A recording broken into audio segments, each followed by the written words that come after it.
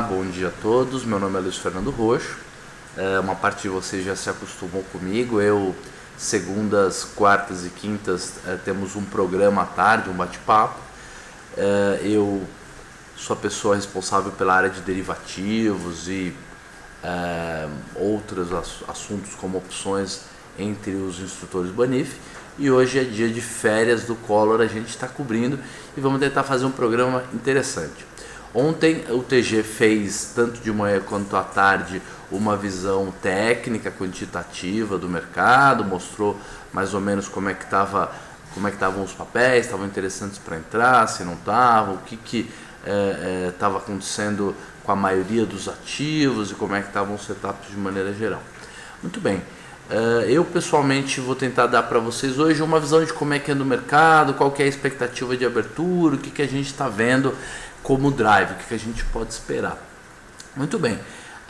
Segundo as notícias que a gente leu pela manhã, a Ásia teve um pregão de alta, a maioria dos países asiáticos teve um pregão de alta, teve alta nas suas bolsas, no preço dos seus ativos. Na Europa a gente está meio a meio, a Alemanha e a Inglaterra caindo alguma coisa e os outros países subindo. O nosso mercado futuro abriu agora às 9 da manhã com uma ligeira queda, agora está praticamente 0 a 0, estava caindo 0,10% alguns minutos atrás. E temos várias notícias internas, né? Por exemplo, a Eletropaulo está negociando com o governo uma alteração na tarifa, está tentando uma correção na tarifa dos preços para cima, o governo quer que a negociação seja para baixo, isso pode comprometer os dividendos que a gente recebe da Eletropaulo. Outras notícias muito numéricas, né, falando de Cruzeiro do Sul, de que o mercado já tinha uma ideia que o banco não estava bem, de que os seus títulos de emissão lá fora em dólar aumentaram em mais de 1.000 pontos o risco, de que a agência de rating, qual delas foi, TG? Deixa eu ver aqui no noticiário.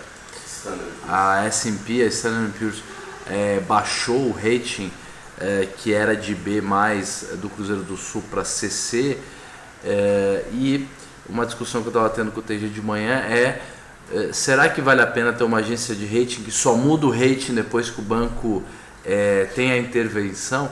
E a discussão que a gente estava tendo é que é importante o rating, a gente precisa que uma agência independente tente avaliar o risco de default de uma instituição, mas balanço de banco é uma coisa muito complexa. É muito mais fácil você dar uma nota para um país e principalmente para uma empresa, se é uma empresa que tem uma geração de caixa que dá para entender, do que um banco. O banco tem um balanço muito complexo. Muito bem, um outro assunto interessante hoje é que vai haver uma reunião extraordinária do G7, os países mais ricos do mundo, para discutir sobre a crise na Europa e a situação da Espanha e também uma eventual piora no cenário, estudando os casos de Irlanda, Portugal, né, e Itália. Então tá aqui. Não, Grécia, Irlanda e Portugal é o que está na notícia. Itália preocupa, mas nem tanto, as taxas estão mais sob controle, a taxa de captação, né, da Itália.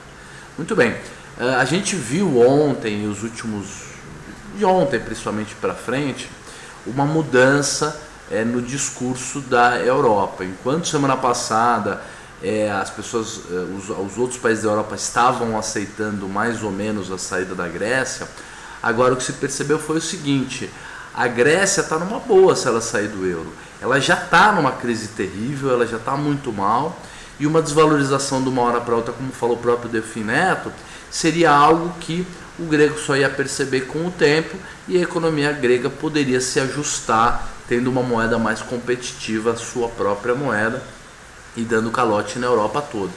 Quem ia sofrer então não seria a Grécia, seria o resto da Europa que ia sofrer o calote, ia ter uma quebra, né, nos seus países. Então o maior risco do default para a Grécia não é para a própria Grécia, é pior para a gente do que para ela, e pior principalmente para a Alemanha, né? E é por isso que a bolsa da Alemanha está caindo enquanto o resto da Europa está subindo, porque provavelmente eles vão acabar tendo que socorrer mesmo a Grécia, emitir um título único em euro, né, em nome de todos os países, e pagar de novo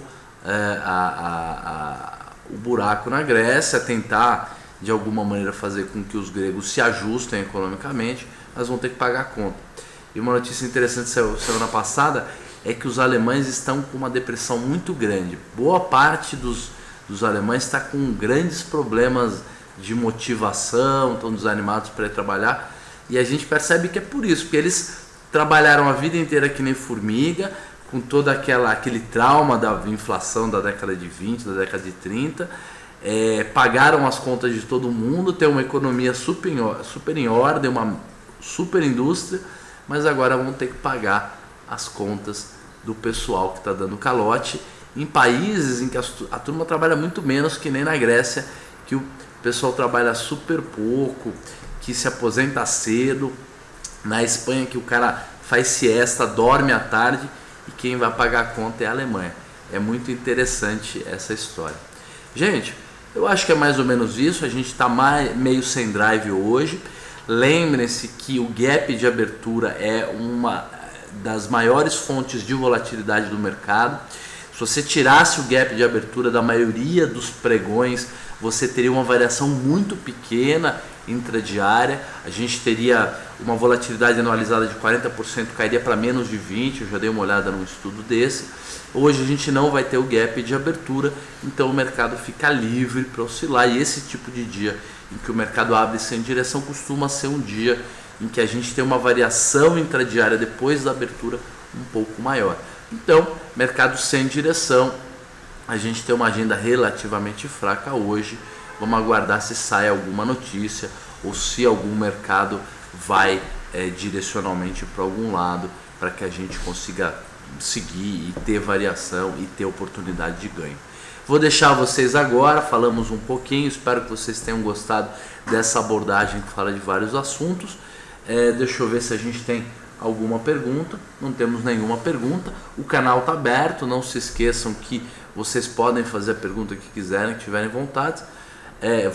E agora eu deixo o canal com o TG, que conversa hoje com vocês, volta um pouquinho perto do horário do almoço, falamos no final do dia. Amanhã temos novamente, e eu no final do dia eu vou falar sobre long and short para quem tiver a fim de escutar, tá bom? Um grande abraço para vocês, tudo de bom. O TG está entrando agora e a gente conversa de novo amanhã.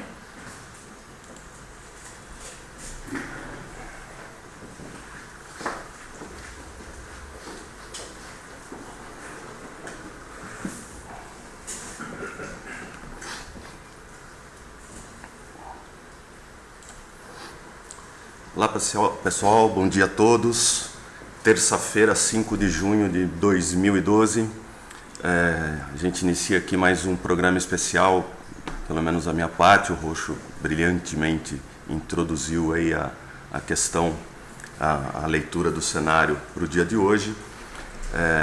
Ontem a gente recebeu algumas indicações aí de análise no final do programa do fechamento de ontem. Não deu tempo de fechar, mas a gente dá uma olhada hoje.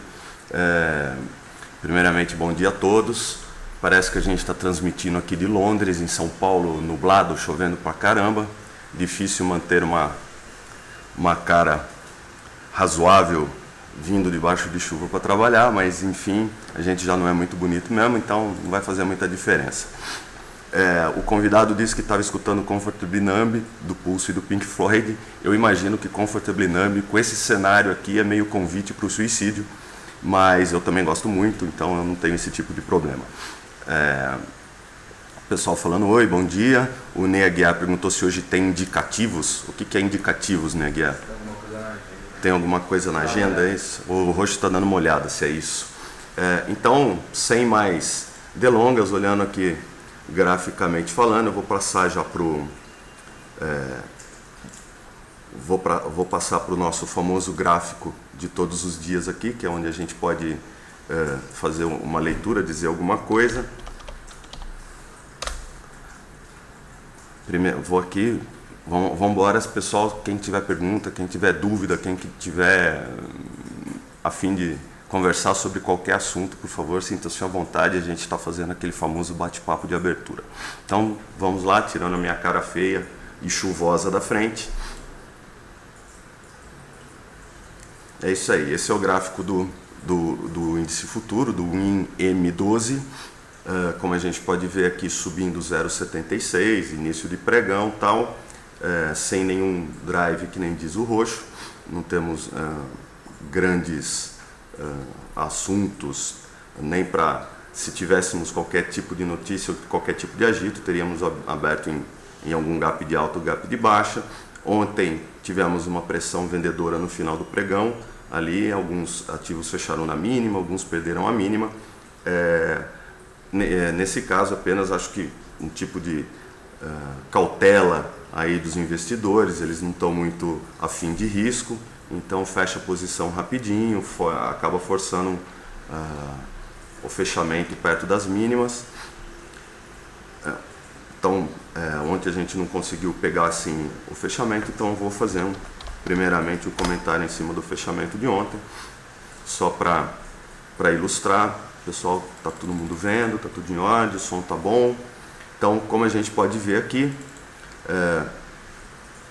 ontem a gente teve um fechamento do Ibovespa próximo da mínima aqui, um candle de pequena amplitude, o volume até que estava baixo, mas aqui pelo chart foi um volume até relativamente alto pelo movimento do dia. Mas não tivemos grandes oscilações, chegamos a subir um pouquinho, mas acabamos fechando no mesmo nível da entrada, o que indica essa dúvida ou essa cautela aí dos investidores em relação à renda variável. O Dow Jones, tivemos um sinal um pouco mais negativo ontem. Opa, faltou um aqui.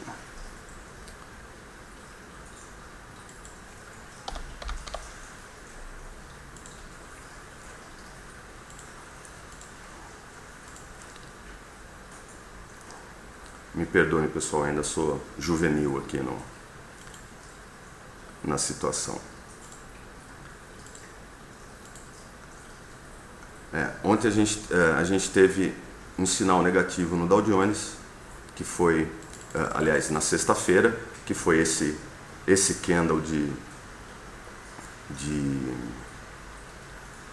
Só atualizar, turma, 11 horas vai sair o crescimento do setor de serviço americano, mas não é um número importante. O Roxo está avisando aqui que nas 11 horas sai o crescimento do índice de serviços americano. Normalmente, quando sai qualquer índice desses, existe uma reação do mercado, mas não chega a ser dos top 5 índices importantes, mas qualquer índice desses americanos que sai pode ter alguma mexida no mercado. Mas continuando aqui no nosso Dow Jones de ontem, na sexta-feira nós tivemos essa perda desse suporte aqui na região, vamos colocar aqui o nosso super cursor, tivemos a perda dessa região de suporte aqui de 12.300, 12.340, com volume um pouco mais forte e com um candle longo, então não houve resistência da parte dos compradores aqui.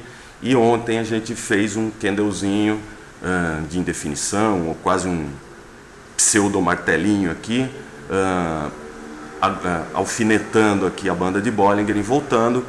É um sinal de dúvida, um sinal assim menos negativo do que aquele candle horrível da sexta-feira, e que pode sugerir algum tipo de repique ou pelo menos alguma indefinição, alguma congestão aí, o que seria pior se esse candle enorme tivesse sido confirmado ontem com mais um candle ou com mais uma abertura, um fechamento muito abaixo da abertura.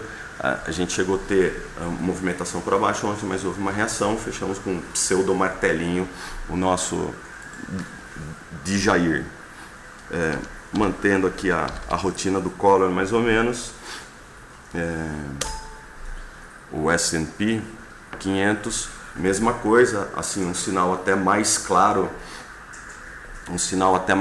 aqui, porque aqui acabou fazendo o famoso doji aí, alfinetando a banda de Bollinger de baixo, a banda inferior do Bollinger, e o que de novo indicaria pelo menos uma pausa aí na queda, mas não quer dizer nada. Hoje pode abrir para baixo, romper a mínima e continuar a queda, mas já indica algum tipo de indefinição ou pelo menos algum tipo de volatilidade. Começamos pessimistas e acabamos otimistas, ao contrário do nosso Ibovespa ontem, que começamos com certo otimismo e acabamos no 0 a 0. Vamos sem mais delongas, vamos para o nosso bate-papo. Quem quiser fazer perguntas, o Pereira está perguntando se a Alpa está interessante para hoje. Então, Pereira, eu vou fazer aquele meu discurso de novo. Não sei, tem alguma coisa errada aqui, acho que eu arrastei o negócio.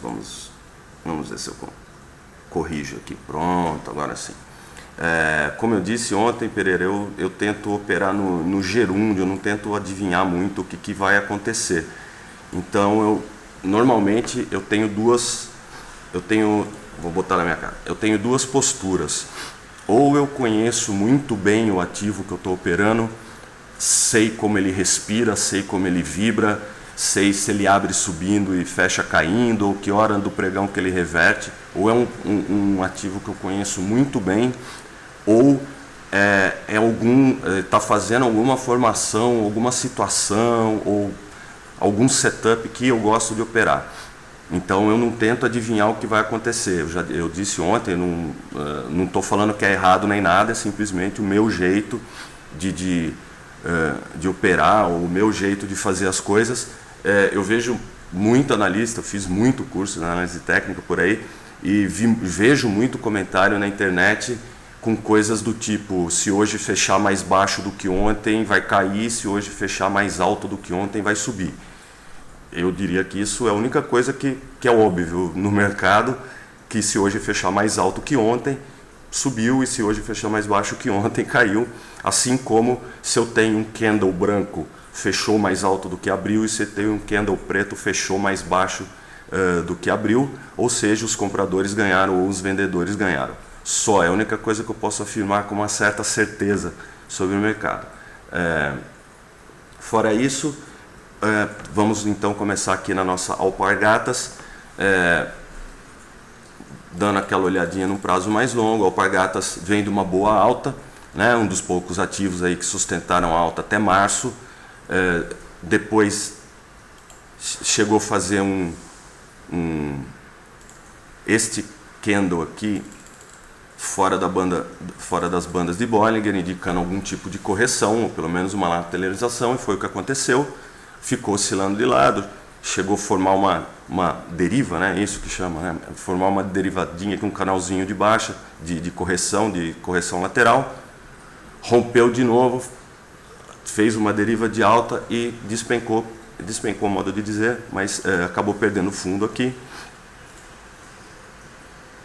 Chegou a perder o fundo, mas não confirmou, e depois aqui perdeu o fundo, e agora, assim como todo o mercado, está corrigindo para baixo, mas de longe não é um dos papéis mais feios que eu vi nesses últimos dias, mesmo porque ela vem de uma boa alta, depois de romper esse topo duplo, não dá para chamar, né? Mas rompendo essa congestão aqui, fez uma boa alta de dezembro até março, e agora fez o contrário, fez outro topo duplo aqui, entre aspas, de novo, e está corrigindo. Para quem gosta da análise técnica clássica, topo duplo 15,60 até mais ou menos 13,80, daria 2,80, né, de rende, 2,80 para baixo aqui, o objetivo é próximo dos R$11, coincidentemente em cima aqui do topo anterior, caso cumpra o objetivo desse desculpa, estou falando aqui, pronto aqui, é isso, valeu pessoal. Coisa de iniciante, eu sou juvenil, como eu disse. Voltando, depois dessa alta aqui, fez um candle de reversão aqui, nesse ponto quase fora da banda de Bollinger, corrigiu lateralmente, perdeu o fundo, não confirmou, voltou a subir, formou esta deriva de alta, caiu perdeu o fundo e agora continua fazendo uma derivazinha aqui de baixa, mesmo tendo feito um fechou fora, fechou dentro, mas não foi tão longe assim da média principal. E eu estava dizendo que, cumprindo o objetivo deste topo duplo que foi feito, o range dele é 2,80, a largura dele é 2,80, tirando 2,80 dos R$13 aqui, daria em torno de 11 como objetivo, que é próximo do topo duplo que tem aqui da congestão anterior, que ele tinha sido rompido aqui.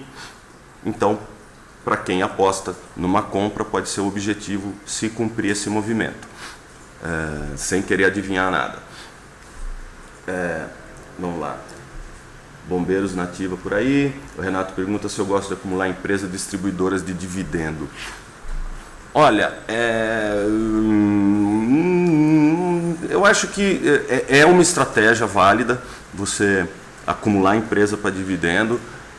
O problema, assim, eu não sei como eu não sou muito fundamentalista, eu não tenho como avaliar o que são boas pagadoras, eu não tenho como prever. E você tem apenas você pode ter uma previsão de que tal empresa vai pagar bons dividendos, apesar de ter as que são já tradicionais, boas pagadoras. A CSN era uma boa pagadora de dividendo, agora já não é tanto, mas nós temos algumas small caps, algumas elétricas, algumas empresas de serviço que já têm investimentos consolidados, então são boas pagadoras de dividendo. Eu acho que é uma estratégia válida, mas tem que ser uma estratégia, tem que ter um plano nela, do tipo, quanto mais cai, mais você compra para ter mais dividendos, com o reinvestimento dos dividendos que você recebe. Então é uma estratégia válida, sim.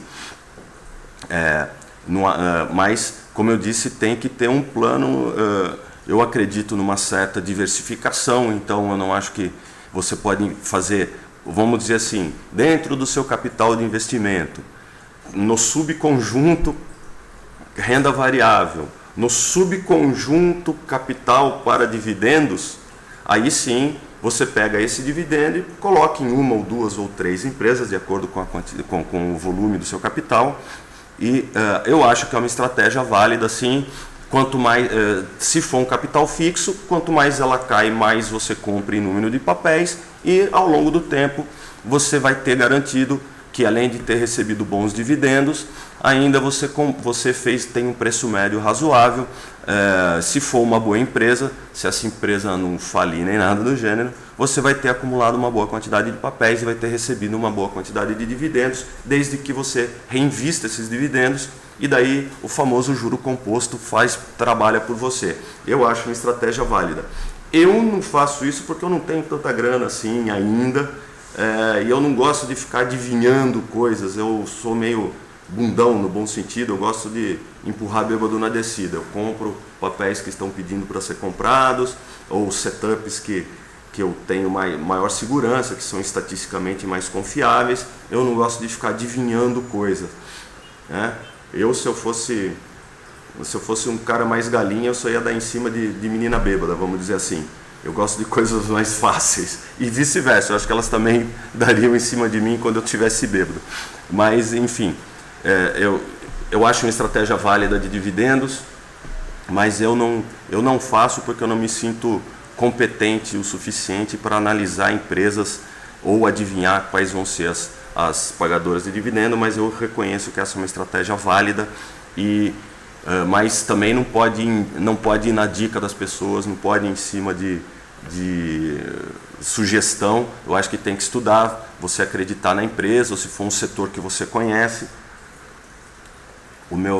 Eu tenho amigos que trabalham em empresas que distribuem ações para os funcionários, e dos que eu conheço, nenhum deles tem nada a reclamar de receber bônus de grandes empresas como parte em ações, né, bônus em ações, como parte do bônus anual. Todos estão contentes, felizes, porque são boas empresas e essas ações ao longo do tempo subiram muito. Então quem tem há 10 anos trabalha na Vale, na Petrobras, na Ambev, o que for, todos eles que têm um pezinho de meia em ações estão muito bem, obrigado, muito contentes com esse tipo de remuneração.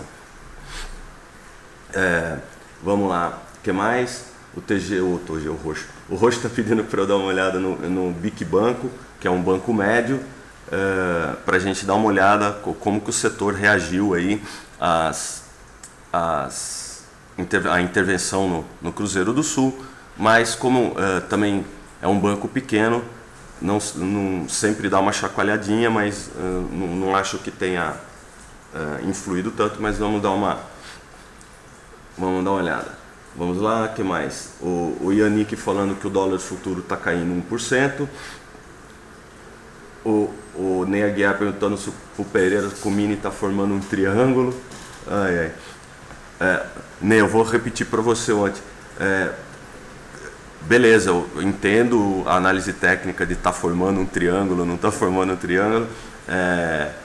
A questão é, as possibilidades são, vai ficar dentro do triângulo, vai romper para cima e romper para baixo, e é aí que você tem que operar. É aí que você tem que estar preparado.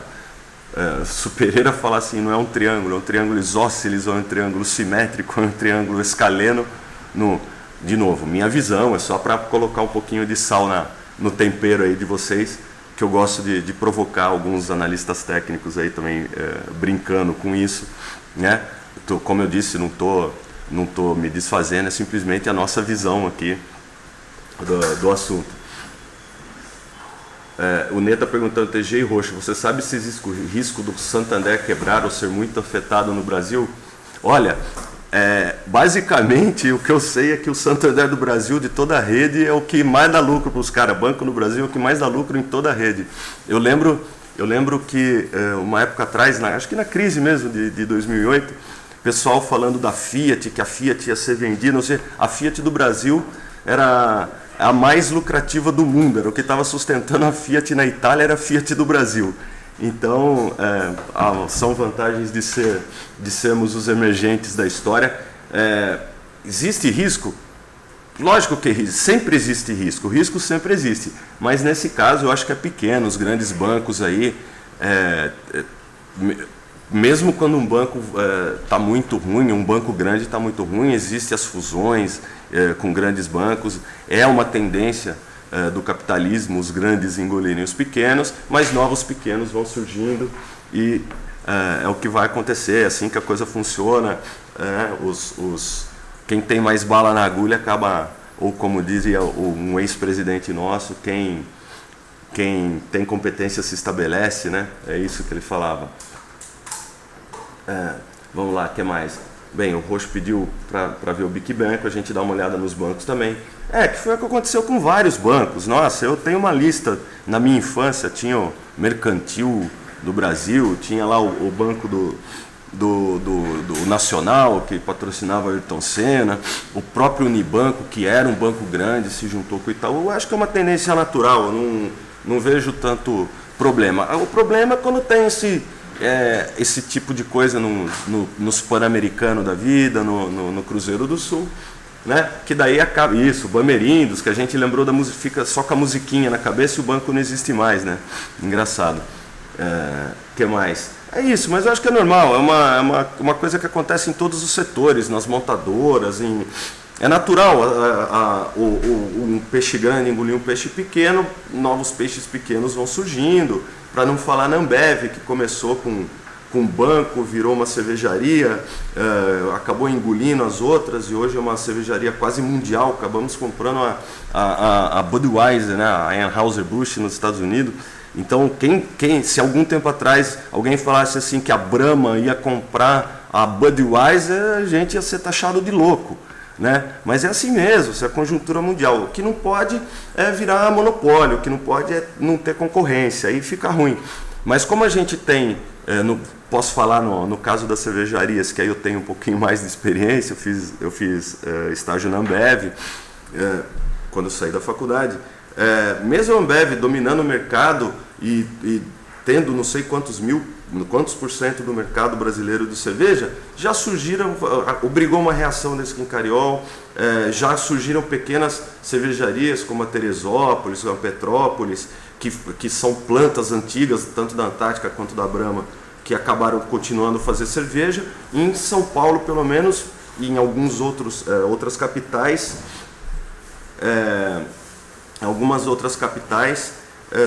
houve aí uma explosão de micro cervejarias, pessoas fazendo cerveja em casa, e que acabam sendo, o empreendedorismo etílico também acaba sendo benéfico aí para todos nós, para quem gosta de cerveja gourmet ou coisas do gênero, acaba sendo benéfico. É isso, eu acho que é assim que o mundo funciona mesmo, não vejo grandes problemas. Vamos lá, o que mais que a gente tem?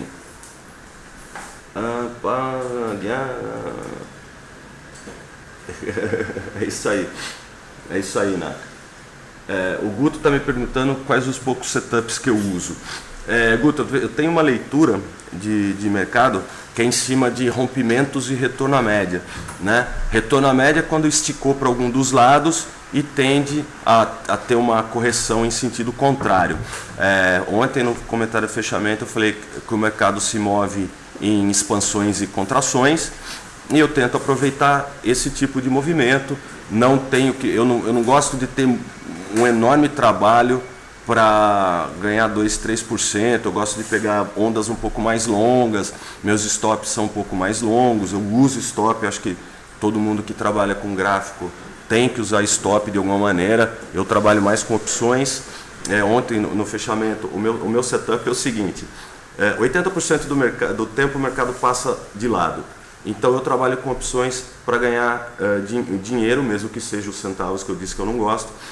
Quando o mercado está de lado, eu faço lançamento coberto, operações de taxa e coisa do gênero. Eventualmente, algum rompimento de resistência, eu compro opções fora do dinheiro, uma fora do dinheiro, duas fora do dinheiro. A estratégia do pozinho, que o Roxo tanto comenta, eu acho que faz sentido, para mim é interessante, com uma parte do capital, evidentemente. E em algum rompimento de suporte, alguma perda de suporte, eu lanço opções bem dentro do dinheiro, para ter o bem dentro, não, umas duas dentro do dinheiro, conforme o cenário, uma ou duas dentro, conforme o cenário gráfico me indica, para tentar recompor o capital e comprar mais daquela ação para poder lançar o maior número de ações possível. Eu acho que é outra estratégia que faz sentido. O que eu aconselho, o tipo de setup, setup de rompimento, eu acho... quando eu falo setup, ponto de entrada, stop, entradas parciais, saídas parciais, objetivo, tanto de tempo quanto de movimentação, e um plano, seguir um plano, escrever um plano, fazer um plano, cumprir o plano e ter disciplina. É isso, eu acho que o meu setup se chama ter disciplina. Eu gosto bastante do fechou fora, fechou dentro, ou de candle de reversão fora da banda de Bollinger, ou coisas do gênero. É uma coisa que faz sentido. A agulhada também, que são as 3 médias, ou algumas médias passando no meio de um candle, ou seja, depois de uma contração da volatilidade, um aumento da volatilidade, outra coisa que faz muito sentido. E como a gente trabalha muito com opções, a gente tenta trabalhar muito com venda e compra de volatilidade, que é uma coisa que faz sentido para a gente. Esses são meus setups. Mas qualquer dúvida me escreve aqui no tgkraus@rox.com.br. A gente pode conversar mais sobre isso. Se você tiver alguma ideia, a gente pode bolar aí um plano, ou fazer algum backtest, alguma coisa. Que estatística é uma coisa que eu acredito bastante, principalmente em relação a uma profusão de dados que é o mercado financeiro, que eu comentei ontem. Algumas pessoas não entenderam, ou outras até entenderam, que é difícil aplicar análise técnica em micro porque a gente não tem volume. E para ter validade estatística, quanto mais dados, mais confiável. É simples. A mais básico da estatística. Quanto mais dado, mais inferências você faz sobre determinado fenômeno, sobre determinada questão, mais seguro é a sua conclusão. Então, com ações ou com ativos que têm uma liquidez baixa ou que realizem poucos negócios, a análise técnica não funciona. É simples. O Zi está perguntando, TG, PET 4 daria compra hoje, romper na média de 21 em 19,30 ou há risco de rompimento? Vamos dar uma olhada em Petro, não tem problema. Aí é uma pergunta já bem mais específica. Olha, qualquer tipo de rompimento seria mais válido, tem mais validade quando se dá próximo da média de 21, ou que a média de 21 ou alguma outra média de referência esteja perto dos preços, ou quando é feito com grande volume, ou em gap, ou seja, tem que ter algum tipo de confirmação desse rompimento. Eu sinceramente não gosto muito desse tipo de setup de vai romper uma média. Eu acho que precisa ter esse confirmador que eu falei, ou um gap, ou um volume muito grande. Olha aqui o que aconteceu na própria Petro. Olha quantas vezes ao longo dos últimos meses aí, ou dos últimos dias, que ela chegou a romper a média de 21 e teve um dia mais de alta, ou teve só mais um dia de alta e já reverteu. E depois que ela perdeu o triângulo de topo aqui, ou a congestão de topo, como eu gosto de dizer, olha quantas vezes ela rompeu a média de 21 aqui e no dia seguinte reverteu. Temos aqui e temos aqui, né? Então, o que está me dizendo aqui o cenário? Primeiro que a Petro está embaixo no diário, está indo para a nossa segunda congestão já, da perna de baixo de março até agora. Está formando uma congestão, chegou a perder o fundo aqui em fechamento, mas no dia seguinte não confirmou, e hoje está batendo na média de 21. Eu diria que é um momento de decisão.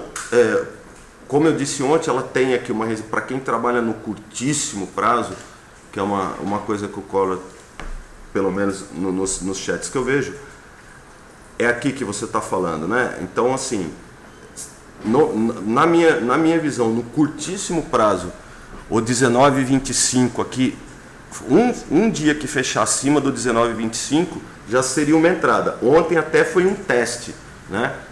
Então, como a média de 21 está no 19,25 e nós temos 2 ou 3 máximas de candle nesse 19,25, pode ser uma boa entrada assim num tiro curto, com capital um pouco menor.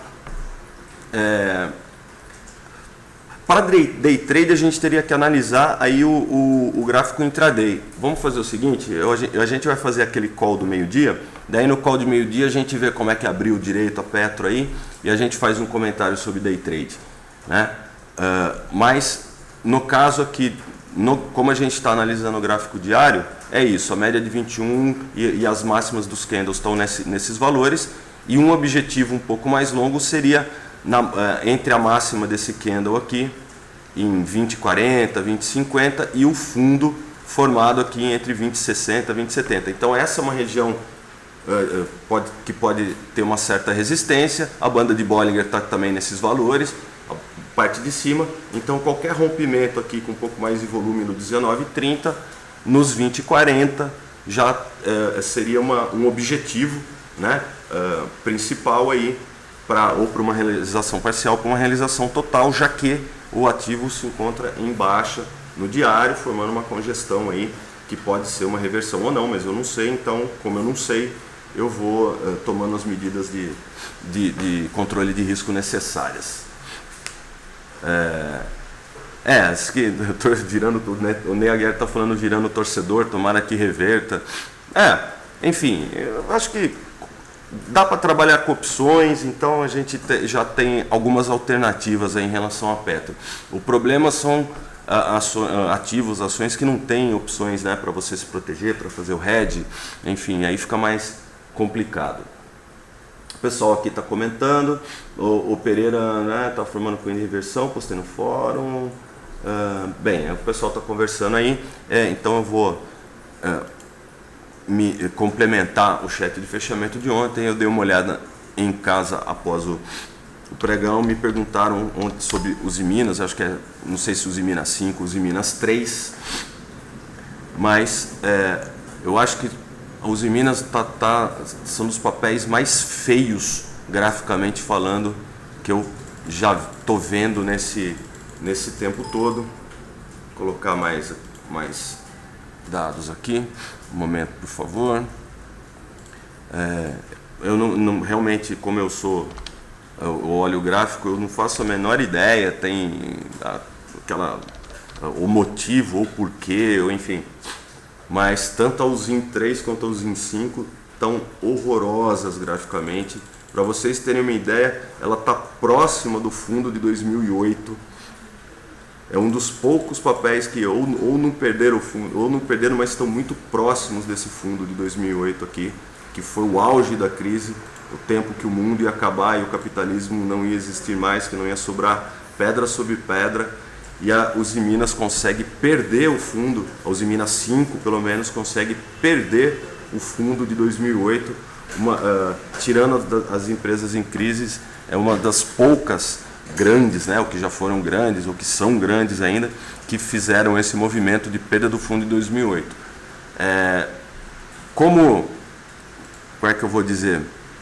Como paliativo, ou como uma visão otimista, uma visão mais poliana, se a gente der uma olhada na Usim 3, que seria a sua co-irmã N,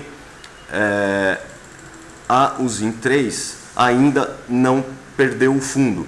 Então, como tem uns amigos gostam de dizer, vamos ver qual delas está mentindo, porque a Usim 3 não perdeu o fundo, apesar de ter feito uma queda mais brusca nas últimas semanas, nos últimos meses aí, fez um famosinho um zigue-zague para baixo aqui de fevereiro e março, e a partir de março, meio de março, como todo o mercado, ela despencou forte, basicamente dos 18,70 mais ou menos, até os 8,90 que está agora.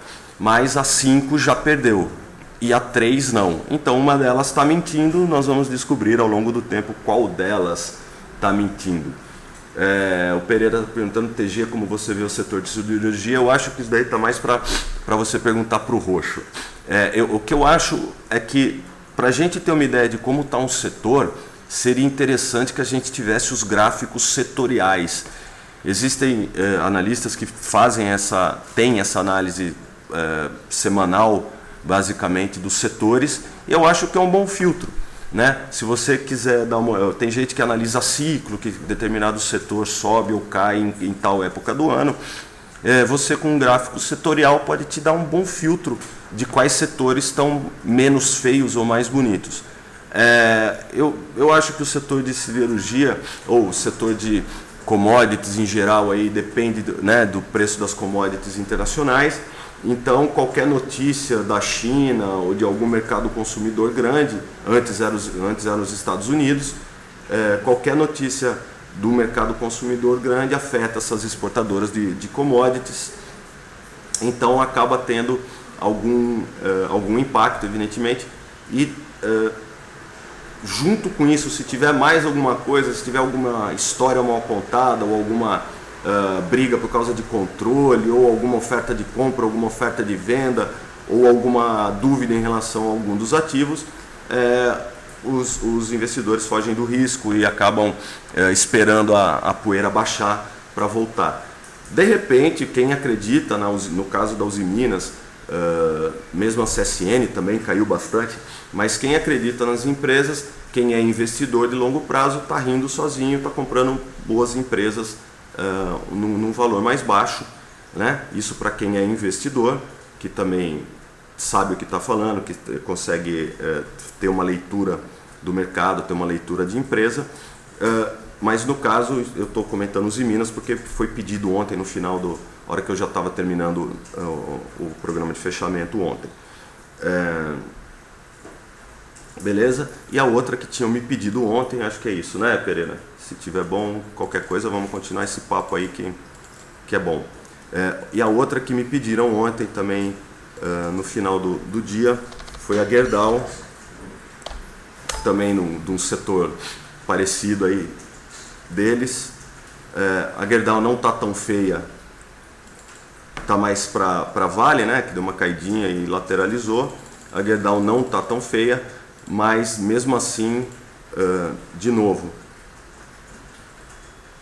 perto do fundo de 2008, ela já fez aqui em agosto de 2011, na queda que teve o ano passado, ela já chegou bem perto do fundo de 2008 e agora reage, ou seja, a Vale não chegou a fazer um fundo aqui, mas também está no meio do caminho entre o topo de 2008 e o fundo de 2008.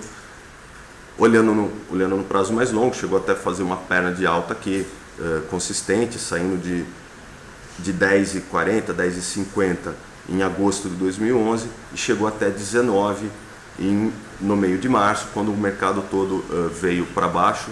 Ela seguiu o mercado, nada fica imune, mas ela vem fazendo ondas mais suaves. Eu acho que para operar estaria mais fácil, né? Ela fez aqui o que talvez alguns enxergariam até um ombro, cabeça a ombro aqui, de livro, né?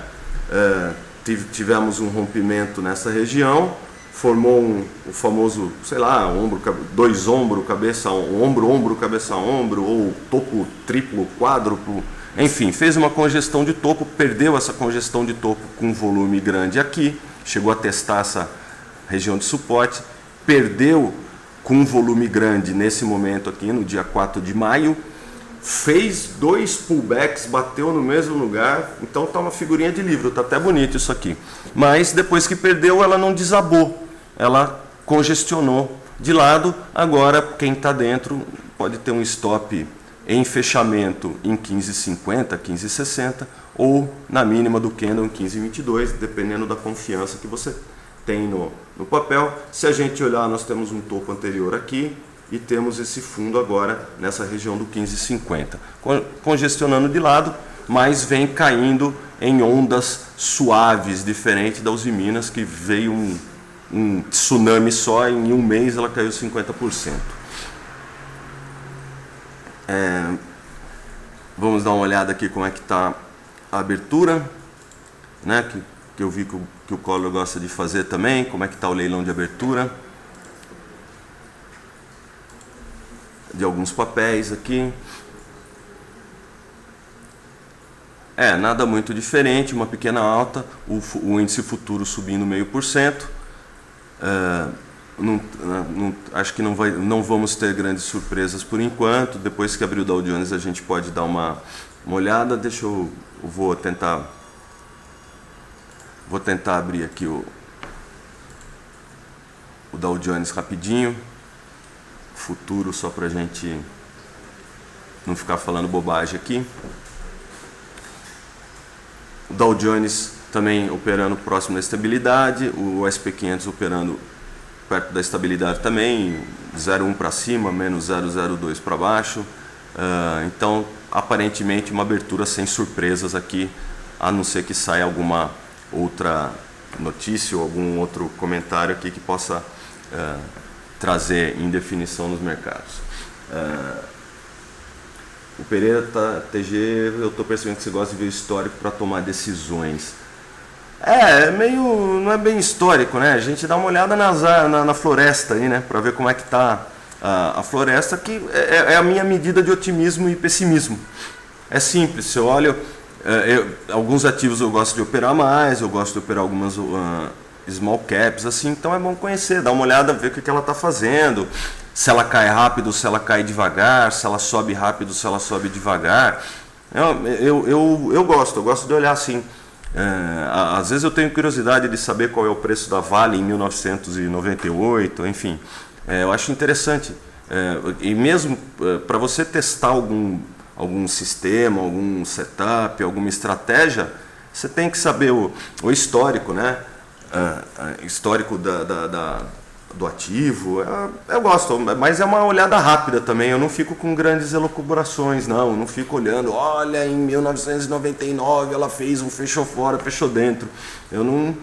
Não é assim, não. Eu gosto de dar uma olhada para a gente ver, porque às vezes a gente começa a dar muito zoom no gráfico e perde a noção. A gente começa a ficar contando candle assim e não, né, contando pregão.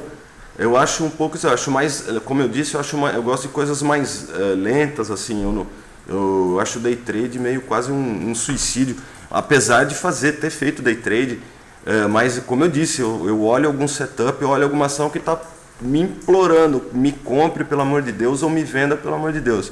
Então, eu gosto de coisas mais seguras ou estatisticamente mais certas, assim, com uma probabilidade maior de acontecer. Por isso que eu gosto tanto de estatística, e é por isso que normalmente os estatísticos gostam tanto do mercado financeiro, assim como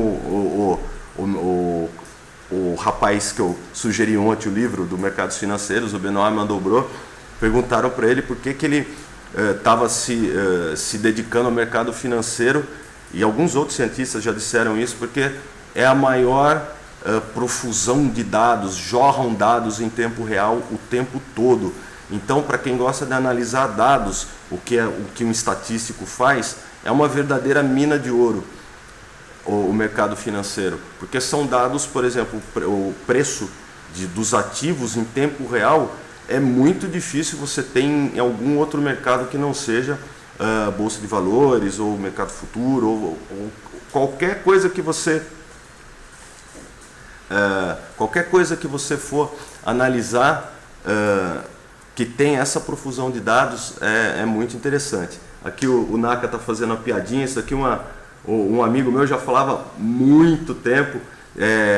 37,8% das estatísticas são inventadas na hora, né? No caso do Naka ele falou 95,8%, mas eu tenho um amigo que fala 37,45% das estatísticas são inventadas na hora.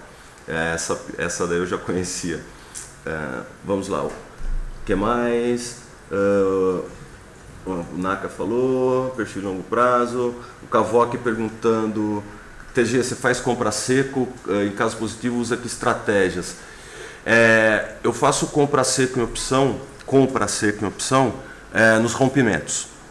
A estratégia é comprar uma fora do dinheiro ou a primeira fora do dinheiro, mas como opções tem aquele velho problema do vencimento, né? Então eu olho a volatilidade. Evidentemente, eu vou, se for para fazer uma compra seca, eu vou na mais volátil, né? Ou talvez na mais curta, dependendo do caso. Se bem que mais curta, na semana do vencimento, fica muito a risco. Eu cheguei a fazer algumas compras a seco de opção na semana do vencimento. Meus trades era para ser de um dia para o outro, duraram algumas horas. Quando era para durar 2 ou 3 dias, eu comprei num dia, vendi no outro. Alguns com lucro, alguns com prejuízo, alguns no 0 a 0, normal, né? Mas no caso de rompimento, de congestão, né, de Petro, Vale, OGX, eu compro opção a seco assim. A outra compra de opção a seco é a compra do pozinho, que o Roxo sempre explica nos chats. É uma estratégia que faz muito sentido, mas tem que ter todas as premissas da estratégia, ou seja, entrar com uma quantidade de dinheiro que não vai te fazer falta, porque você tem que fazer isso todo mês. É um bilhete de loteria mesmo. Tem gente que gasta R$20 por mês jogando na loteria, e eu gasto, sei lá, R$100 por mês comprando pozinho de opção. Eu acho que é uma estratégia que faz todo sentido. Depois você pergunta para o Roxo, ele pode te dar os detalhes aí, porque nenhuma estratégia é simples, mas não é banal, né? Simplesmente comprar. Tem algumas regrinhas aí, mas é uma estratégia bem simples, como tudo que a gente faz aqui. A gente acredita muito na simplicidade. O mercado já é muito complexo para a gente ficar colocando mais complexidade em cima do mercado ainda. O que mais? O FR Ricardinho está perguntando: como você identifica uma ação que está pedindo para ser comprado? Rompimento de topo, indicador? Olha, pedindo para ser comprada, candle fora da banda de Bollinger depois de uma grande queda e com volume alto, mesmo que o volume alto tenha sido no candle de queda. Há um tempo atrás, no nosso bate-papo de estratégias quantitativas, eu mostrei essa opção. Isso para mim, respondendo ao Cardinho, isso aqui é uma situação que ela está pedindo para ser comprada. É o Bradesco, veio de uma queda meio daquele jeito que a gente não gosta, caiu um pouco, foi caindo devagar, que é uma queda que a gente não gosta. Daí teve 2 dias de volume grande, deixa eu colocar o cursor aqui só para a gente acompanhar. Teve 2 dias com volume grande, e no terceiro dia fez um candle de indefinição totalmente fora da banda de Bollinger. E o que eu tinha sugerido, eu cheguei pedir para minha operadora fazer isso aqui, mas é isso. Depois desse candle aqui, nós pegamos o capital, 1/3 do capital, uma parte do capital, comprar no final desse candle aqui, devido ao volume e a distância da média de 21, essa distância aqui, a distância de fechamento fora da banda de Bollinger, a gente pegou 1/3 e comprou aqui. No dia seguinte fez esse candle de indefinição, a gente comprou outro terço no fechamento do dia seguinte. Ou seja, fechamento aqui nesse dia em 26,88, mas não foi bem nesse valor que a gente comprou não, foi acho que 26,90, alguma coisa do gênero. Depois, no fechamento do dia seguinte, em 27,04, 27,05, também não deve ter sido esse valor, deve ter sido um pouco mais. E a última parcela do capital para esse trade foi no rompimento da máxima do candle aqui em 27,30 aproximadamente, no dia seguinte. Levamos no dia seguinte subiu mais foi 5 ou 6%, alguma coisa. Eu realizei parcial, eu não lembro se um terço ou metade, e levando o stop, a outra realização parcial próximo da média de 21. Não lembro se a gente vendeu aqui, mas a posição foi encerrada na perda dessa mínima, né? Nessa violinada aqui que teve na perda da mínima, mas para mim já estava ótimo. Foi um trade de 2 dias que deu 5% em média de lucro. Então isso, exato, é isso aí, Pereira. Uma queda longa com volume em cima da média, mas aí entra a parte estatística. Olha o tanto fora da banda de Bollinger que esse candle fechou, que foi a primeira coisa que chamou atenção, e com volume alto. Olha a distância da média de 21 que estava isso aqui, que foi o segundo motivo para entrar no candle aqui, que foi candle fora da banda de Bollinger, distante da média de 21. Era um trade. Isso para mim, respondendo ao Cardim, isso para mim é uma ação que estava pedindo para ser comprada. Qualquer pessoa que se diz um analista técnico, ou se diz um analista gráfico, ou que diz que analisa gráfico para tomar decisões, teria que ter feito isso no programa de estratégias quantitativas. Eu comparei ela com o Banco do Brasil, que eu fiz a comparação como que a gente escolhe dois ativos que estão fazendo movimentações parecidas, do mesmo setor, no caso, que era Banco do Brasil e Bradesco, e que eu tinha escolhido o Bradesco e por quê, e o que aconteceu. É lógico que pode ter tido um fator sorte aí na história, mas pelo que estava se desenhando, o stop aqui estava muito barato, eu não resisti e eu acabei fazendo esse trade aqui. Depois ela ainda congestionou, e respondendo ao colega que tinha falado sobre Petro romper a média de 21, olha aqui, ó, ela chegou a fazer uma congestão aqui e tivemos um rompimento, né? A gente teve um rompimento tanto da média de 21 aqui, quanto de um topo anterior, só que depois ela não teve força para continuar, ela continua sambando em cima desse rompimento de topo, mas as médias já cruzaram, a média curta já cruzou a média de 21, pode estar indicando pelo menos uma congestão um pouco mais interessante aqui para o Bradesco, que também entre os bancos é o que me parece mais simpático aí na operação. O Banco do Brasil está muito feio, o Itaú está muito feio, mas também já está começando a seguir o Bradesco. Então vamos ver quem que está mentindo aí, se é o Bradesco que está muito otimista ou se são os outros que estão muito pessimistas. Eu acho que é isso aí. Mais alguma pergunta? Tem várias. Pô, vocês perguntam muito. O pregão já está abrindo.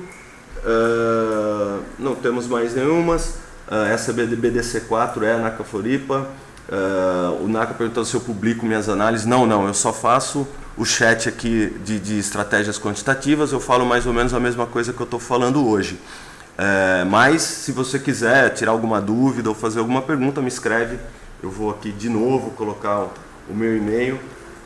Não garanto que eu responda assim prontamente, mas eu respondo. Eu estou conectado praticamente o dia inteiro. A gente pode bater um papo sobre qualquer coisa que você queira. Então a gente está com 1 hora já de conversa aqui.